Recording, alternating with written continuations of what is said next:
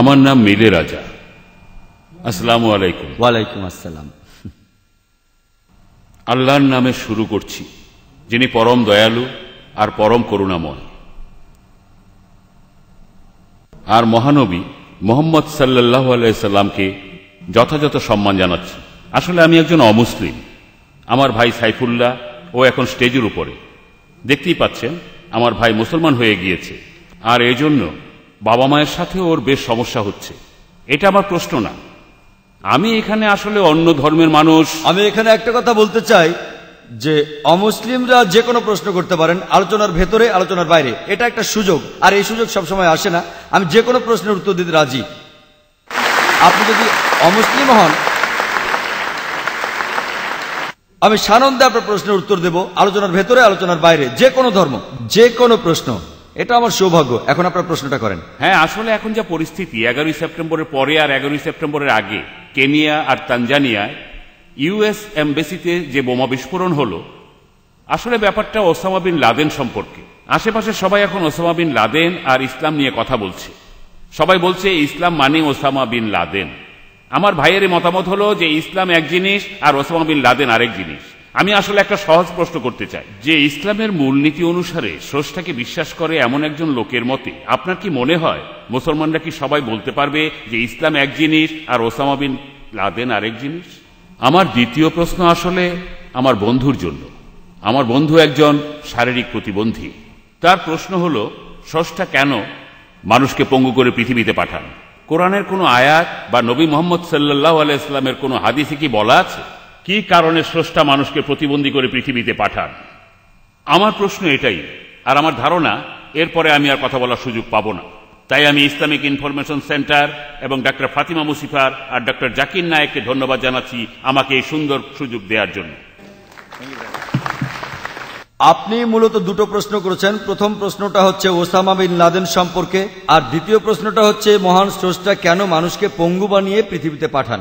প্রথম প্রশ্নটা হচ্ছে ওসামা বিন লাদেন কেন ইসলামের নেতৃত্ব দেবে। ইসলাম এক কথা বলে, ওসামা বিন লাদেন আরেক কথা বলে। আর আমি কিভাবে দেখি ওসামা বিন লাদেনকে?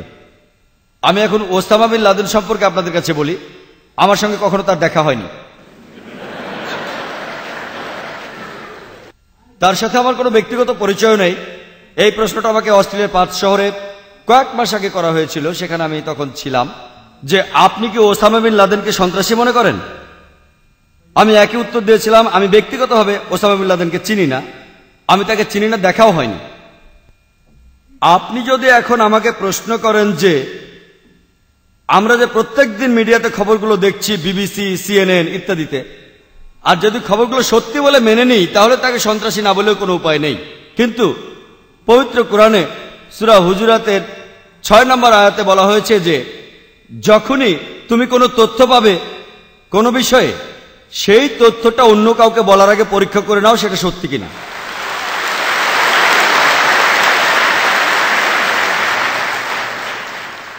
এখন ওসামা বিন লাদেন সম্পর্কে বলতে গেলে আমি তাকে ব্যক্তিগতভাবে চিনি না, দেখাও হয়নি। খবরগুলোর সত্যতা যাচাই না করে আমি বলতে পারছি না সে আসলেই সন্ত্রাসী কিনা। তবে একটা কথা বলতে পারি যে তাকে সবসময় বলা হয় প্রধান সন্দেহভাজন। সিএনএন এ প্রধান সন্দেহভাজন, প্রধান টিল টুডে প্রধান সন্দেহভাজন। 1 নম্বর সন্দেহভাজন, কোনো প্রমাণ নেই। একজন সাধারণ মানুষও বুঝবে যার মাথায় সামান্য বুদ্ধি আছে যে প্রমাণগুলো আছে সেগুলো কোনো প্রমাণই না। অপরাধের প্রমাণ কোথায়? আমি এখানে ওসামা বিন লাদেনের পক্ষে বলছি না, সে আমার বন্ধুও না, আমি তাকে চিনিও না। আমি কথা বলছি না যে সে ভালো বা সে খারাপ, কিন্তু শুধুমাত্র সে প্রধান সন্দেহভাজন বলে শুধুমাত্র সন্দেহের উপর একটা দেশকে আক্রমণ, যেটা পৃথিবীর সবচেয়ে দুর্বল দেশগুলোর একটা। পবিত্র কোরআনের সূরা হুজুরাতের 12 নম্বর আয়াতে বলা হয়েছে সন্দেহ করো না, কারণ অনেক ক্ষেত্রে সন্দেহ করা গুনাহ। কোরআনে এই কথা আছে। এবং আমেরিকার ভাইস কনসাল জেনারেল এই একই প্রশ্ন করেছিলেন অস্ট্রেলিয়ার পার্থে। প্রশ্ন করেছিলেন আমি লাদেনকে সন্ত্রাসী মনে করি কিনা, আর আসল সন্ত্রাসী কে। আমার উত্তরটা পরের দিন খবরের কাগজে হেডলাইন হয়েছিল পার্থে। এখন আমি ভাবছি সেই একই উত্তরটা পুনরায় আপনাদের সামনে তুলে ধরব কিনা। আসলে আমি আমাদের উপস্থিত অতিথিদের আঘাত করতে চাই না। তিনি জিজ্ঞেস করেছিলেন কে প্রমাণিত সন্ত্রাসী। আমি সেই আমেরিকান জেনারেলকে বলেছিলাম যে আমি বিভিন্ন খবর থেকে যতদূর জানি, বিশেষ করে বিবিসি সিএনএন এর রিপোর্ট থেকে, তাতে কোনোভাবে তাকে সন্ত্রাসী বলা যায় না। এখানে আমাদের বুঝতে হবে যে আমরা মুসলমানরা যদি কাউকে অপরাধে অভিযুক্ত করি, হোক সে মুসলিম বা অমুসলিম, কাউকে অপরাধী বলার আগে সেটা প্রমাণ করতে হবে। আর যদি প্রমাণ ছাড়া অভিযোগ করি তাহলে আমাদের জবাবদিহি করতে হবে কিয়ামতের দিনে। এবার দ্বিতীয় প্রশ্নে আসি যে কেন, কি কারণে আল্লাহ কিছু মানুষকে পৃথিবীতে পাঠান পঙ্গু বানিয়ে? ভাইরা, এর কারণটা হলো পবিত্র কোরআনে সূরা মুলকের 2 নম্বর আয়াতে উল্লেখ করা হয়েছে যে আল্লাযী খালাকাল মাউতা ওয়াল হায়াতা, তিনি আল্লাহ জীবন আর মৃত্যু সৃষ্টি করেছেন তোমাদের পরীক্ষা করার জন্য।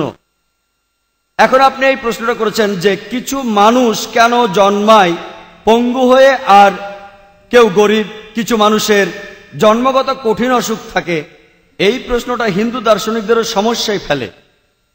আর এ কারণে হিন্দু দার্শনিকরা বলে থাকে একটা দর্শনের কথা, ওটা হলো সংস্কারা, জন্ম আর পুনর্জন্মের চক্র। যদি আপনি বেদ পড়েন, আমি সব ধর্মগ্রন্থ পড়েছি, বেদে বলা হচ্ছে পুনর্জন্মের কথা। পুনর মানে পরবর্তী, জন্ম মানে জীবন, পরবর্তী জীবন। এমনকি কোরআনেও মৃত্যুর পরের জীবনের কথা বলা হয়েছে, তবে সেটা বেদের মতো না যে জন্ম তারপর মৃত্যু, আবার জন্ম আবার মৃত্যু, আবার জন্ম আবার মৃত্যু, এমন কোনো চক্র নেই। কিন্তু হিন্দু ধর্ম দর্শনের একটি প্রধান ভিত্তি হলো কর্ম। প্রত্যেক কর্মই আবার নির্ভর করে ধর্মের উপর, এর একটা অ্যাকশন আছে, রিয়াকশন আছে। আর এর উপর ভিত্তি করে হিন্দু ধর্মের দার্শনিকরা মনে করেন যে সম্ভবত আগের জীবনে এই লোকগুলো কোনো অন্যায় করেছিল, তাই এই জন্মে তারা পঙ্গু হয়ে জন্ম নিয়েছে। যদিও এই কথা বেদের কোনো অনুচ্ছেদে নেই। বেদ হচ্ছে হিন্দু ধর্মের সবচেয়ে পবিত্র গ্রন্থ, আর বেদে এই সম্পর্কে আপনি কিছুই পাবেন না। সেখানে পাবেন শুধু পুনর্জন্ম, যার অর্থ পরবর্তী জীবন। খ্রিস্টানরা এটা বিশ্বাস করে, এমনকি মুসলমানরাও এটা বিশ্বাস করে, কারণ তারা এটার কোনো ব্যাখ্যা দিতে পারে না যে কেন কিছু মানুষ কঠিন অসুখ নিয়ে জন্মায়। হিন্দু দার্শনিকরা যুক্তি দেখায় যে মানুষ মারা যায়, তারপর রূপ পরিবর্তন করে। যদি আপনি আগের জন্মে খারাপ কাজ করে থাকেন তাহলে এই জন্মে পঙ্গু হয়ে জন্মাবেন। তারা আরো বলছে যে যদি কোনো মানুষ ভালো কাজ করে থাকে তাহলে সে উঁচু জাতে জন্মাবে, আর সবচেয়ে উঁচু স্তরের প্রাণী হচ্ছে মানুষ।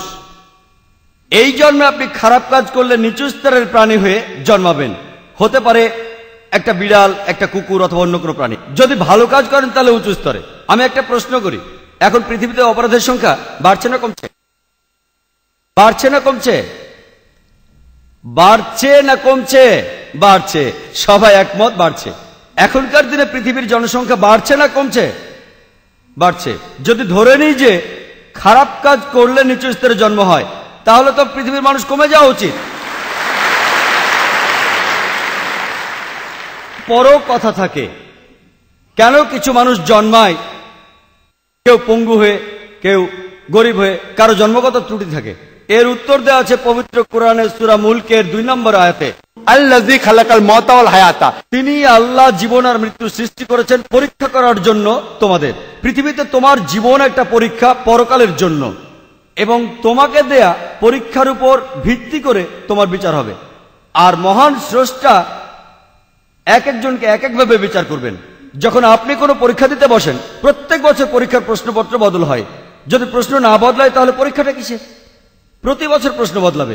একইভাবে আল্লাহ সুবহানাহু ওয়া তাআলা বিভিন্ন মানুষকে বিভিন্নভাবে পরীক্ষা করেন। তিনি কিছু মানুষকে সম্পদ দেন, আর যদি কাউকে সম্পদ দেন, ইসলামী শরিয়া বলে আপনার অতিরিক্ত সম্পদের 2.5% দান করে দিতে হবে, যেটাকে বলা হয় জাকাত।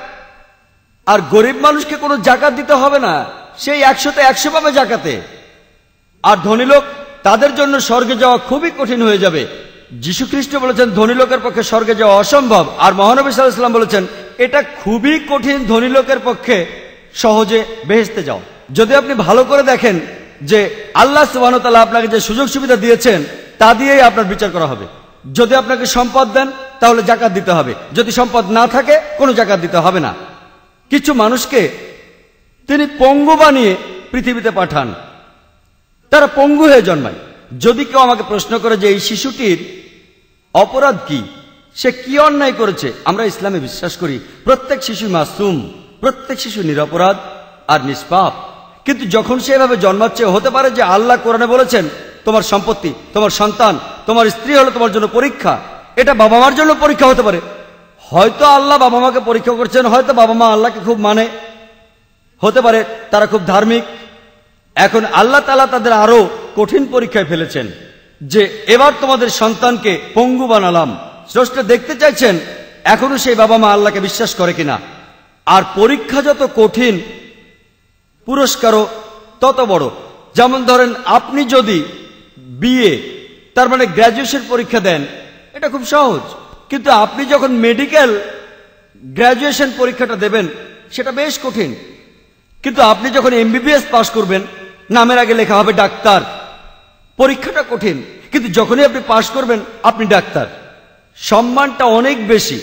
পরীক্ষাটা যত কঠিন, পুরস্কার তত বড়। তাহলে আল্লাহ বিভিন্ন মানুষকে বিভিন্নভাবে পরীক্ষা করেন। একজন মানুষ পঙ্গু হয়ে জন্মেছে, তার মানে এই না যে সে আগের জন্মে অন্যায় করেছে, সে নিষ্পাপ।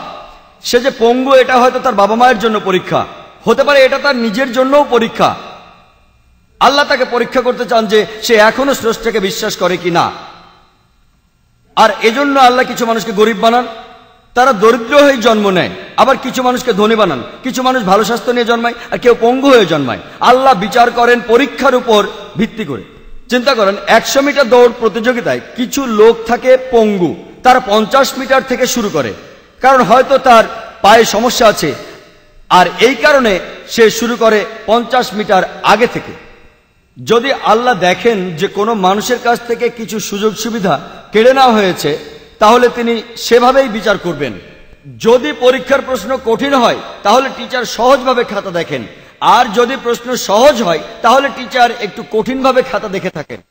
আর আল্লাহ তাআলা এক এক মানুষকে এক একভাবে তৈরি করেছেন, বিভিন্ন রঙে, বিভিন্ন ভাষায়, আলাদা আলাদা পরিবেশে। আর আল্লাহ সুবহানাহু ওয়া তাআলা যাকে যে পরিবেশ দিয়েছেন, যে সুযোগ সুবিধা দিয়েছেন, সেইভাবেই তার বিচার করবেন। আশা করি উত্তর পেয়েছেন।